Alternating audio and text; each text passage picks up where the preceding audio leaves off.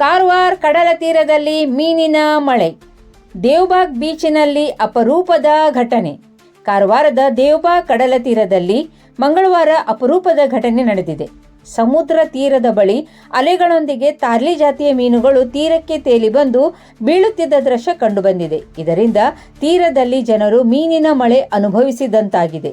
ಸಮುದ್ರ ಅಲೆಗಳೊಂದಿಗೆ ತಾರ್ಲಿ ಮೀನುಗಳು ನಿರಂತರವಾಗಿ ಬಂದು ತೀರದಲ್ಲಿ ಬೀಳುತ್ತಿದ್ದರಿಂದ ಸ್ಥಳೀಯರು ಹಾಗೂ ಪ್ರವಾಸಿಗರು ತಮ್ಮ ಕೈಯಲ್ಲಿ ಸಿಕ್ಕ ವಸ್ತುಗಳಲ್ಲಿ ಈ ಮೀನುಗಳನ್ನು ಸಂಗ್ರಹಿಸಲು ಆರಂಭಿಸಿದರು.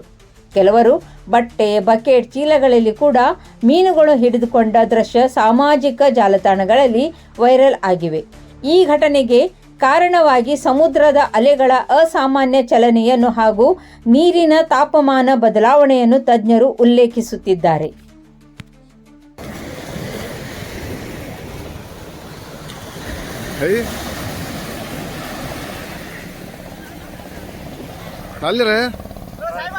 किधर है किधर है पूरा ताले में रहे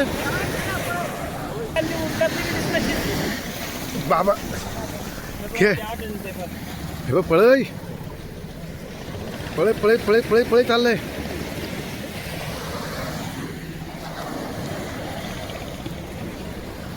पूरा ताले में रहे थोड़े घे मेरे 4 दियर मागे.